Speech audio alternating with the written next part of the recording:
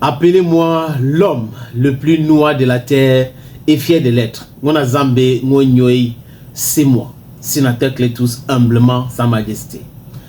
Ce que les femmes sont en train de faire, les amis, nous tous, nous devons apprécier. Vous savez, c'est difficile. Je connais beaucoup de personnes qui sont militaires autour de moi. C'est très difficile en temps de guerre. Mais ça peut aussi être facile si vous avez des gens qui vous comprennent et ceux-là, ils vous encouragent. Nos encouragements aux femmes vont les faire des miracles. Les gars peuvent passer toute une journée sans manger parce qu'ils savent qu'ils sont encouragés. Le patriotisme s'accompagne par les autres patriotes.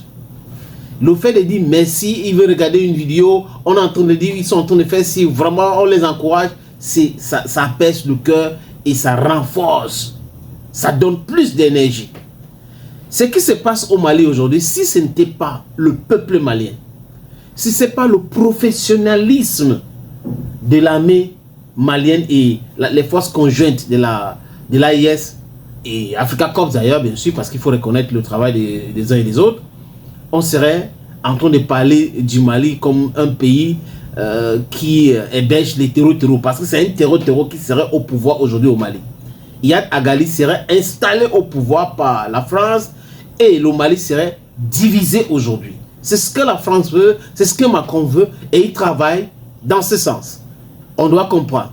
D'ailleurs, beaucoup d'Africains aujourd'hui comprennent cela. C'est la raison pour laquelle leur propagande ne passe plus. Parce que ça passait. Rappelez-vous de 2010-2011. Comment est-ce qu'ils nous ont raconté des boubas au sujet du président Gbagbo? Pas moi, parce que moi, j'ai fait partie des rares activistes à l'époque qui avaient combattu cette France-là. Bec et ongle. Sérieusement combattu la France et Alassane Dramane Ouattara. Et en 2011, ils ont répété la même chose, dans du bis repetita, en Libye, où ils ont tué le guide de la révolution Jamaïa. Là, c'était encore le total. La totale, je vous l'ai dit. Et les Africains, les Africains se sont dit, mais qu'est-ce qui s'est passé là? L'autre là, c'est pas sérieux. Donc on nous a menti. Et beaucoup d'autres personnes donc se sont rejoints en nous. C'est la raison pour laquelle on a ce mouvement aujourd'hui. C'est une bonne chose. Nous sommes les précurseurs. Et parce que nous pensons Afrique. Quand vous écoutez l'histoire de l'Afrique, vous ne pouvez pas accepter cela. L'histoire du Mali où Modibo Keïta parle de la souveraineté, il a enlevé par un coup d'État fomenté par la France. C'est la France qui enlève Modibo Keïta au pouvoir. C'est la France qui a fait assassiner les dirigeants africains. Et la France, le 25 avril, a voulu faire exactement la même chose. Et on avait prévenu, si c'était un monde dit, ah, tu parles trop d'assassinat, il faut laisser les trucs là, vraiment. Pourquoi tu parles trop d'assassinat? Je vous dis, je répète encore, ils sont en train de faire tout pour assassiner Ibrahim Traoré. Un homme averti en vaut 50 millions. 50 millions d'autres personnes, je ne vais pas dire en vaut 1000. Ils font tout pour assassiner Abdourahmane Tiani. Ils font tout pour neutraliser et sinon assassiner même Ousmane Sonko. Ils font tout pour assassiner Assimi Goïta. L'impérialisme n'aime pas les souverainistes. Quand vous êtes un souverainiste, l'impérialiste va vous combattre. Parce que l'impérialisme c'est quoi? C'est le vol, c'est le pillage, c'est la spoliation, c'est le viol du sous-sol. C'est des bandits, c'est le banditisme. Le banditisme. Donc si vous dites, ne touchez pas à ma chose, ça m'appartient, des gars vont dire, attends, il veut s'entêter, hein, lui là, il veut se développer, hein, il pense que nous, on ne peut pas accepter ça, hein, on doit tout faire, hein, on doit le neutraliser. C'est comme ça donc que l'impérialisme fonctionne. Le Mali aujourd'hui est en train d'envoyer un message. Et tout ça, c'est grâce à son peuple. Ce peuple vaillant, ce peuple éduqué. La diaspora malienne est en train de faire un travail formidable. Partout, la diaspora en France, en Espagne, aux États-Unis d'Amérique, au Canada, bref, toutes les diasporas africaines bien éduquées est en train d'éduquer la masse, continuer avec le combat et c'est ce que nous voulons.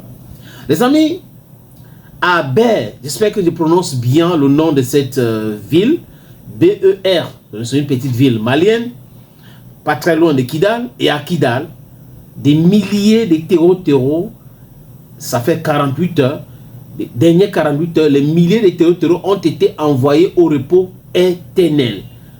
Et si vous constatez bien, les médias français ne parlent plus du Kidal ni du Mali. Observez très bien. Les gars ne parlent plus. C'est-à-dire que c'est bon pour eux là, Mali et tout ça là, parce que ce n'est pas ce qu'ils avaient planifié. Ce qui se passe aujourd'hui, c'est un autre, c'est-à-dire que c'est un autre film. Ça les dépasse. Ils avaient concocté dans les bureaux feutrés à Paris, à la Défense. Le DGSC a travaillé sur ça. Ils ont travaillé avec les services secrets algériens, avec les services secrets mauritaniens, avec les services secrets ivoiriens, les services secrets sénégalais. Imaginez un instant, les amis, un pays où l'Algérie, la Mauritanie, la Côte d'Ivoire, le Sénégal de Bassirou Diomaye Faye, parce que ce sont ces amis qui ont travaillé là, sur ce dossier-là, et la France, avec certains pays de l'Union européenne, parce que les États-Unis aussi ont aidé la France dans ce sens, qui travaillent à recruter et à armer 12 000 hommes pour venir mettre un pays à genoux et n'ont pas réussi. Ça veut dire quoi? Ça veut dire que le peuple vaillant de l'AIS reste debout, et c'est un peuple très bien éduqué, et c'est un peuple qui est patriote, qui aime son pays. C'est ça l'origine de la défaite cuisante de la France, de l'impérialisme le 25 avril au Mali. Tous les théories là, repos éternel.